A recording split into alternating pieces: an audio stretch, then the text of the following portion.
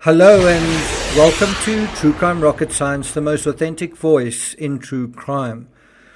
Well, it's definitely sad news.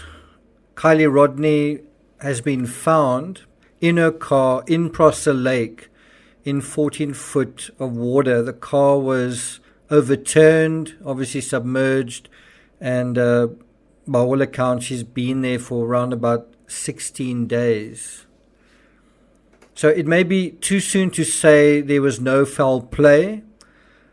I think that there wasn't, but one would imagine the next step will be to retrieve the vehicle and poor Kylie's remains. And while one's heart really goes out to her, she had a whole life ahead of her. You know, graduation is really the beginning of your life. And so for it to end at that moment, it's just so sad, isn't it? For it to end at the time of sort of celebration is just really so sad. What a sad and unnecessary ending for such a bright light. What a tragic way to go, and it seems no one saw her. That's also such a sad part to the story as well.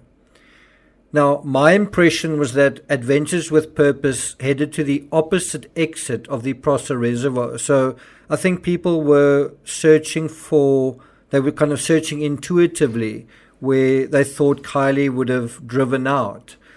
And I think what Adventures with Purpose did very intuitively, I think they've only been searching for 2 days.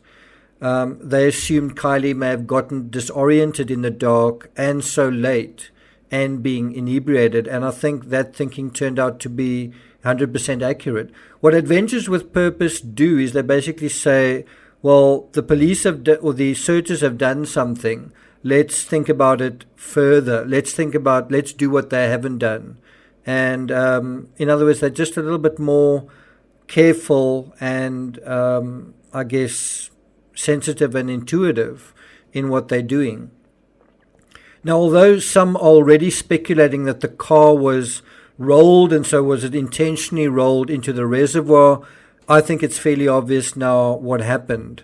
So I think there are still some people who want to insist that things are worse than they really are, and so it's got to be some kind of intrigue. I think it's fairly obvious now what's happened.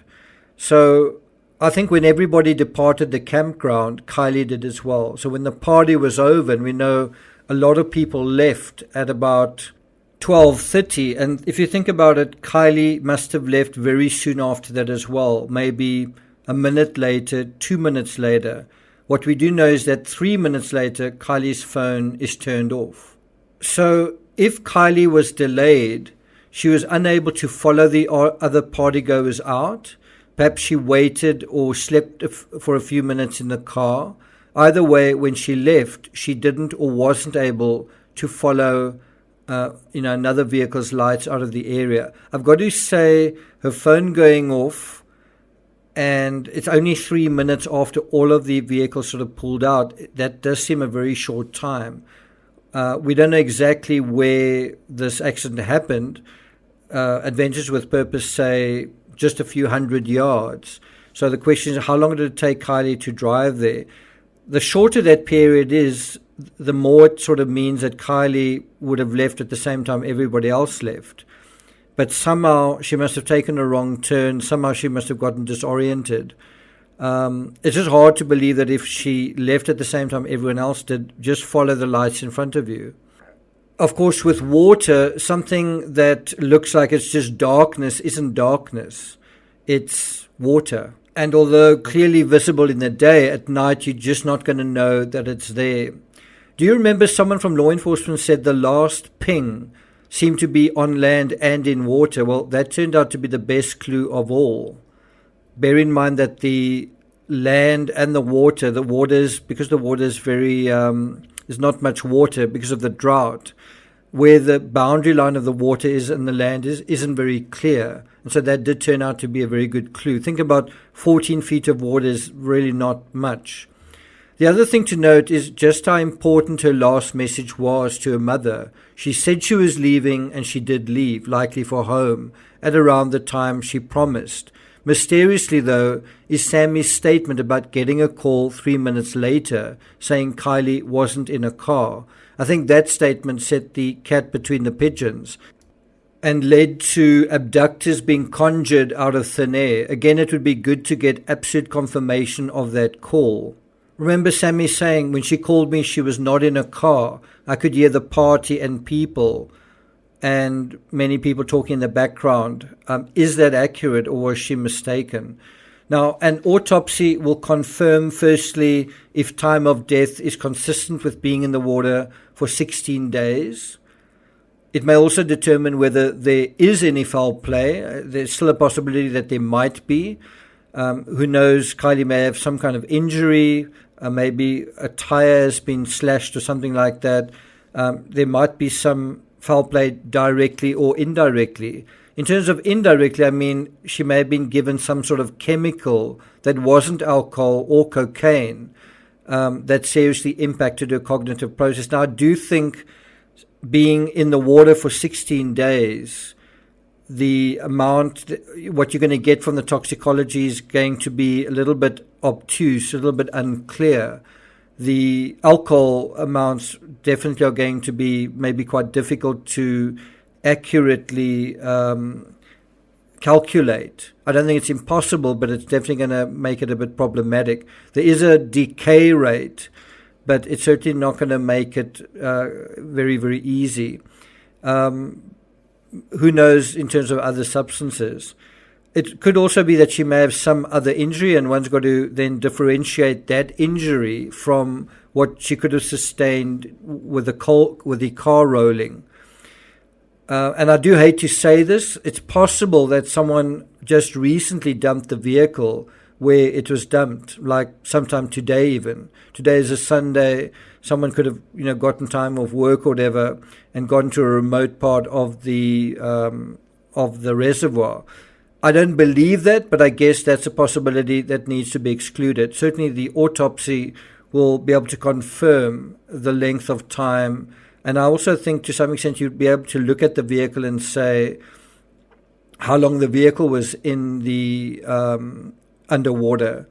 To what extent has water penetrated the fuel and the engine and all that kind of thing. Now, in terms of intertextuality, do you see that first and original intertextuality was the best? The missing Uber couple, that all that had happened with them was they'd left the road. And that did actually provide a topical and insightful clue. It was actually our best clue. Now, if you think about it, it makes sense that it took just a few more days to locate Kiely's vehicle, given that it was submerged, given that it was harder to find. All that was necessary for those looking to have looked harder and more thoroughly, and many of us wrongly assumed they did. And I've got to say, I feel a little bit angry. I feel a bit angry that you had all these people searching. Well, couldn't you have searched properly? Couldn't you have searched a bit more thoroughly? Now, although we still need to determine what exactly happened and when, I think it will turn out that all the red flags and slurs directed at Sammy Smith and Mags and other people will turn out to be unfounded. The lesson here then, I think, is threefold. Number one, Kiely will now be a cautionary tale for young people, for youngsters who go out by themselves and don't have some sort of backup. And although I don't blame Sammy, I'm sure Sammy does feel guilty about not making sure, and maybe the 300 do as well. I also think some YouTubers and some other people need to feel guilty about blaming the 300 for all sorts of crimes that I don't think they are responsible for.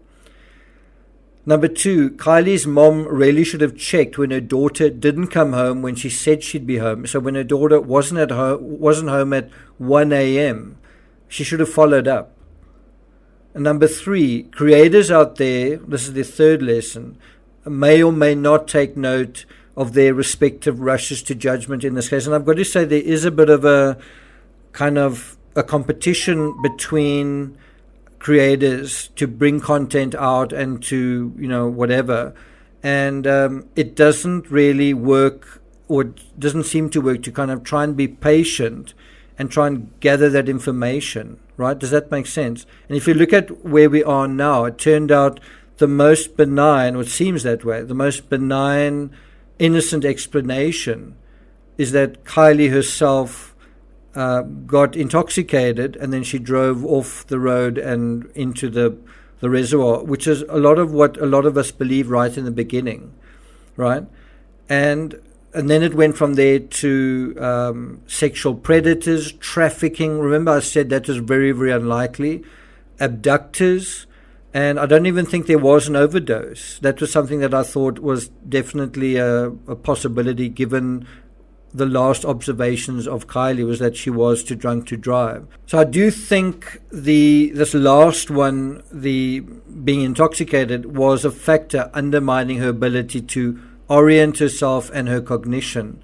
One also wonders if she had driven beyond the reservoir. So if you say, if only she hadn't gotten lost in the dark, if she had gotten beyond the reservoir, would she have left the road somewhere else? Bear in mind, she still had quite a long journey and quite a difficult and complicated journey in the dark beyond the reservoir. Would she have made it safely beyond the point that she made it?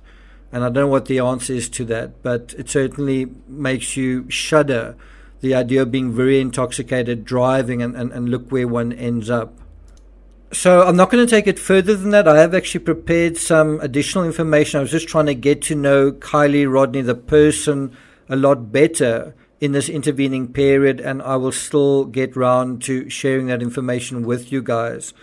So it's a really sad day, but at least she wasn't missing for a whole month or worse months.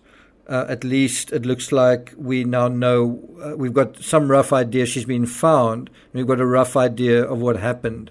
And I think that idea will be refined over the next couple of days. Thank you for listening. Enjoy the rest of your Sunday, and I'll see you guys next time.